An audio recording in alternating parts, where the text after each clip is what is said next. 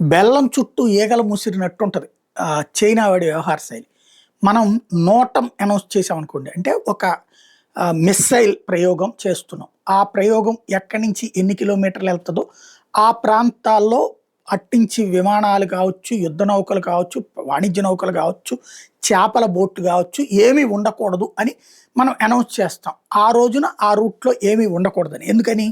వాళ్ళు ఎలర్ట్ అవుతారు అన్నటువంటి ఉద్దేశంతో. ఇది ఏ దేశమైనా చేస్తుంది నోటం. కానీ చైనా వాడు ఏం చేస్తాడో తెలుసా? మనం ఎక్కడికి నోటం అనౌన్స్ చేసామో ఆ రూట్లో ఆ స్పేస్కి పక్కనే అకస్మాత్తుగా చైనాకి సంబంధించినటువంటి పడవలు వచ్చేస్తాయి. చేపల పడవలు కుప్పలు తెప్పలు వచ్చేస్తాయి. పేరుకి అవి చేపల పడవలు. చేపల పడవల మాటన చైనా సైన్యానికి సంబంధించినటువంటి నిఘా ఉపగ్రహాలతో కూడినటువంటి నెట్వర్క్లు వస్తాయి.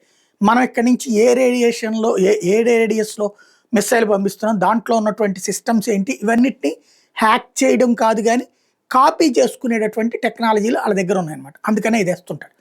సరే, అందుకని ఇదివరకు ఏం చేశారంటే ఆన్లైన్లో అయితే వాళ్ళు హ్యాక్ చేస్తారని నోట్బుక్ మీద రాసుకునేటటువంటి కాన్సెప్ట్ తీసుకొచ్చారు. అది ఒక ఎత్తు. ఇప్పుడు ఇంకొక అడుగు ముందుకేసి నోటం ఒకవైపున అనౌన్స్ చేస్తున్నారు. వీళ్ళందరూ చైనా వాళ్ళు అటు కూర్చున్నప్పుడు ఇంకొక వైపున వీళ్ళు ట్రైల్ వేసేస్తున్నారు, టెస్ట్ చేసేస్తున్నారు. ఇది మనోళ్ళు ఈ మధ్యన అనుసరిస్తున్నటువంటి కొత్త వ్యూహం. ఒకేసారి కన్ఫ్యూజ్ చేసి మనం కొత్త గేమ్ని ప్లాన్ చేసాం. చైనా వాడి ఏదో తెలివితేటలకి మనోళ్ళు రివర్స్ ఇస్తాను.